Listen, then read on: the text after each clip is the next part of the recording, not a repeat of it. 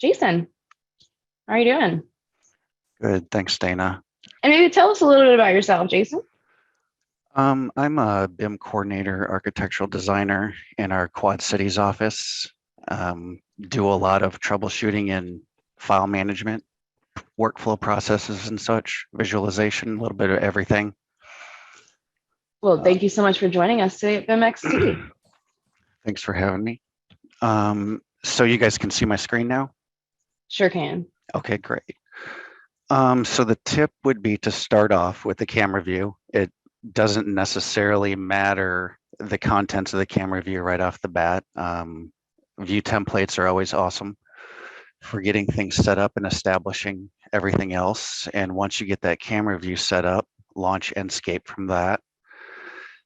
Then from here, I usually will start to create VR tours from within Enscape. The first part of that is just kind of getting some visual settings established, creating some presets for those settings based off of where I'm sitting in the scene. Sun positions, shadows in that. And one benefit you can get from these visual presets is they can start to be tied into your view management system. When you first open view management, it opens all the cluttered views from your Revit file. We can create new views from this, or we can edit these. When we edit them, we can favorite them. And part of them being favorites is getting them into an organized tour. And I'll just click edit on this one real quick here and show. We give it a name. We can click the star here to favorite it. We can assign any one of our visual presets and then save that. And once we save that preset, then if we get into any position at all, we can always come back to this position using that preset. And what I end up doing with this is creating a numbered view tour around a building. So I can take a client through all of the angles around the building without having to actually walk through it and jumble your way through that.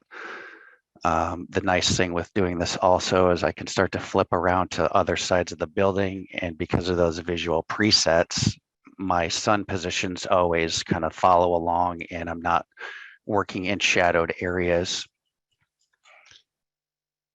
And just helps to make things easier. You can always navigate wherever you want outside of this. And even go inside the building, run around. You can change your manual presets on the fly if you wish. That works great. But then coming back to your view management will always override what you've maybe manually set.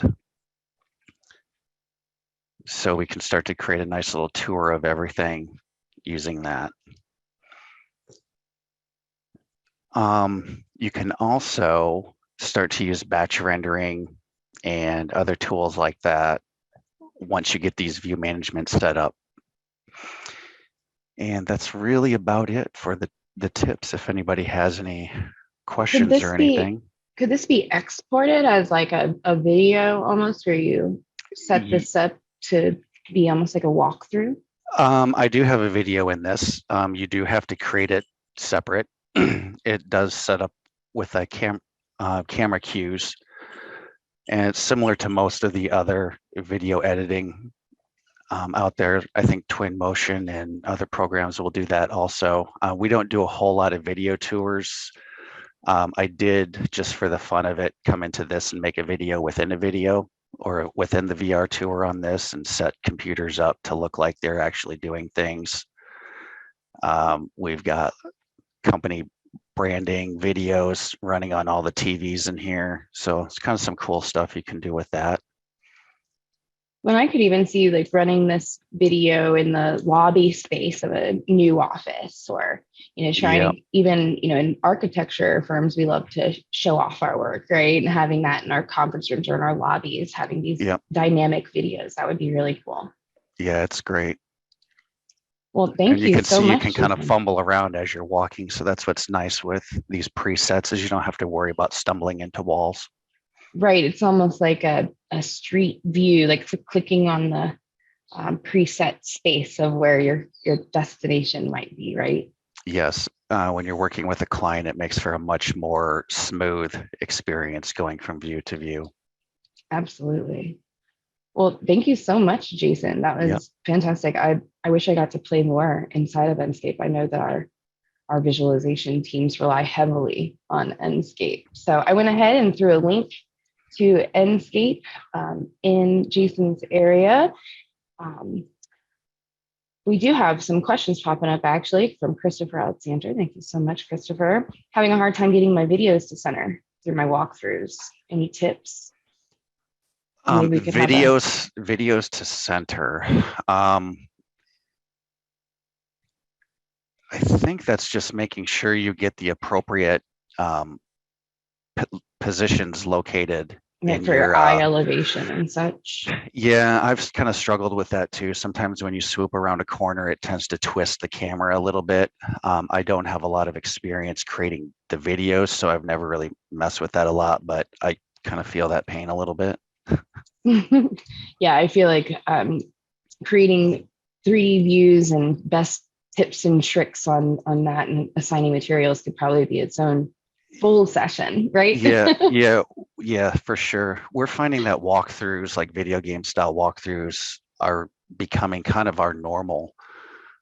We're getting away from doing videos, doing more actual walkthrough or VR sessions while in Enscape with our clients. And it's been great because we've actually identified some problematic areas before it got to the construction site.